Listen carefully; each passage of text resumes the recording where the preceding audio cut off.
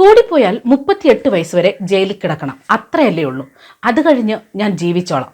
പാറശാല ഷാരോൺ വധക്കേസിൽ കോടതി കുറ്റക്കാരിയെന്ന് കണ്ടെത്തിയ കാമുകി ഗ്രീഷ്മ നാളെ വിധി വരാനിരിക്കെ അന്വേഷണ ഉദ്യോഗസ്ഥരോട് പറഞ്ഞ വാക്കുകളാണ് ഇപ്പോൾ ഏറെ ശ്രദ്ധേയമാകുന്നത്. തിരുവനന്തപുരം റൂറൽ ജില്ലാ ക്രൈംബ്രാഞ്ച് സംഘത്തിന്റെ അന്വേഷണത്തിനിടെയാണ് ഗ്രീഷ്മയുടെ മനസ്സറിയാനുള്ള ഒരു ശ്രമം ഉദ്യോഗസ്ഥർ നടത്തിയത്. കുറ്റം ചെയ്തിട്ട് പോലും യാതൊരു കൂസലും ഗ്രീഷ്മയ്ക്കുണ്ടായിരുന്നില്ല. പ്രതിയാണെന്ന പേടി പോലും ഗ്രീഷ്മയ്ക്കില്ലായിരുന്നു എന്ന് തന്നെയാണ് ഉദ്യോഗസ്ഥർ വ്യക്തമാക്കുന്നത്. എന്തിനു വേണ്ടിയാണ് ഷാരോണിനെ കൊലപ്പെടുത്തിയതെന്ന് ഉദ്യോഗസ്ഥർ ചിലർ ഗ്രീഷ്മയോട് ചോദിച്ചു. ഇതിന് ലഭിച്ച മറുപടിയാണ് അവരെ ഞെട്ടിച്ചു കളഞ്ഞത്. ഷാരോണിനൊപ്പം ജീവിക്കാൻ ആഗ്രഹമില്ല, ഒഴിവാക്കാൻ പറഞ്ഞിട്ട് പോകുന്നുമില്ല, കൊല്ലുകയല്ലാതെ മറ്റൊരു മാർഗം തന്റെ മുന്നിലുമില്ലായിരുന്നു. ശിക്ഷ കിട്ടുമെന്നൊക്കെ അറിയാം, കൂടിപ്പോയാൽ ജീവപര്യന്തം, അതായത് 38ാമത്തെ വയസ്സിൽ പുറത്തിറങ്ങാം, അത് കഴിഞ്ഞ് താൻ ജീവിച്ചോളാം എന്നായിരുന്നു ഗ്രീഷ്മ അന്ന് അന്വേഷണ ഉദ്യോഗസ്ഥർക്ക് മുന്നിൽ നൽകിയ മറുപടി.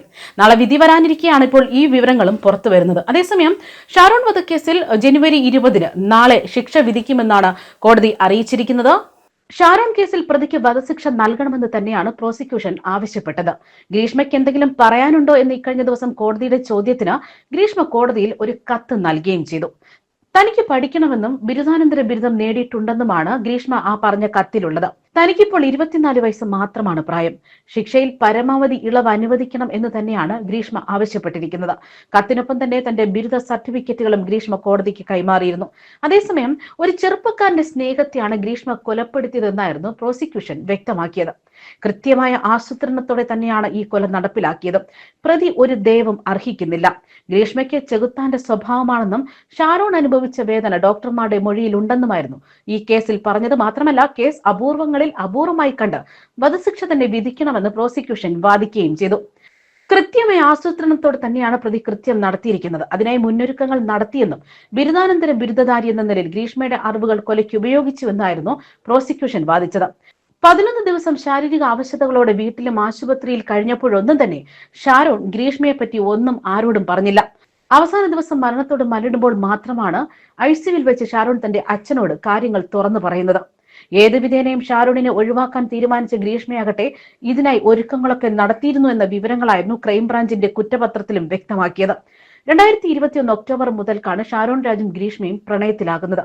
2022 മാർച്ച് 4 പട്ടാളത്തിൽ ജോലിയുള്ള ആളുമായി ഗ്രീഷ്മയ്ക്ക് വിവാഹ നിശ്ചയം നടന്നു. തുടർന്ന് ഇരുവരും പിണങ്ങി. 2022 മെയ് മുതൽ ഗ്രീഷ്മ വീണ്ടും ഷാരോണുമായി അടുപ്പത്തിലായി. നവംബറിൽ ഷാരോണിന്റെ വീട്ടിൽ വെച്ച് താലികെട്ടി. വെട്ടുകാട് പള്ളിയിൽ വെച്ചും താലികെട്ടി. ഇതിന് പിന്നാലെ തൃപ്പരപ്പിലുള്ള ഹോട്ടലിൽ മുറിയെടുത്ത് ശാരീരിക ബന്ധത്തിൽ ഏർപ്പെട്ടു. വിവാഹം അടുത്തു വരുന്നതിനാൽ ഷാരോണിനെ ഒഴിവാക്കാൻ ഗ്രീഷ്മ തീരുമാനിച്ചു. 2022 ഓഗസ്റ്റ് 22 പാരസെറ്റമോൾ ഗുളികകളുടെ അമിത ഉപയോഗത്തെക്കുറിച്ചും അത് ശരീരത്തിൽ ഉണ്ടാകുന്ന തകരാറുകളെക്കുറിച്ചും നിരവധി തവണ ഗ്രീഷ്മ ഗൂഗിളിൽ സെർച്ച് ചെയ്തു. പാരസെറ്റമോൾ ഡോള ഗുളികകൾ ഗ്രീഷ്മ വീട്ടിൽ വെച്ച് വെള്ളത്തിൽ ലയിപ്പിച്ച് ബാഗിൽ വെച്ചു. തിരുവിതാംകോട് നിന്ന് 2 ജ്യൂസുകൾ വാങ്ങിയതിനു ശേഷം ഷാരോണിന്റെ കോളേജിലെത്തി. റിസപ്ഷൻ ഏരിയയിലെ ശുചിമുറിയിൽ വെച്ച് ഗുളികൾ ചേർത്ത് ലായനി ജ്യൂസ് കുപ്പിയിൽ നിറച്ചു. ഷാരോണിന് ജ്യൂസ് കൊടുത്തെങ്കിലും കയ്പായതുകൊണ്ട് കളഞ്ഞു. ഗുളിക കലർത്താതെ ജ്യൂസ് കുടിച്ചതിനു ശേഷം ഇരുവരും മടങ്ങി. നവംബറിലാണ് ഷാരോണിനൊപ്പം ഇറങ്ങിച്ചെല്ലാമെന്ന് ഗ്രീഷ്മ പറഞ്ഞിരുന്നത്. 14-ാം തീയതി വീട്ടിൽ ആരുമില്ലെന്നും വരണമെന്നും ആവശ്യപ്പെട്ടു. കഷായം കുടിക്കാമെന്ന് മുൻപ് ചലഞ്ച് ചെയ്തതല്ലേ, ദായിരിക്കുന്നു കുടിക്കുന്നു എന്ന് പറഞ്ഞ് കഷായം കൊടുത്തു. അതിനുശേഷം കയ്പ് മാറാൻ ജ്യൂസ് കൊടുത്തു. കഷായം കുടിച്ച ഷാരോൺ ആകട്ടെ അത് മുറിയിൽ തന്നെ ഛർദ്ദിച്ചു. തുടർന്ന് സുഹൃത്തിനൊപ്പം ബൈക്കിൽ മടങ്ങവേ പലതവണ ഛർദ്ദിച്ചു. ഗ്രീഷ്മ കഷായം തന്നെന്നും ചതിച്ചെന്നും സുഹൃത്തിനോട് ഷാരോൺ പറഞ്ഞു. ഷാരോണിന്റെ കിഡ്നി, കരൾ, ശ്വാസകോശം എന്നിവ നശിച്ച് ചികിത്സയിലിരിക്കെയായിരുന്നു മരണവും.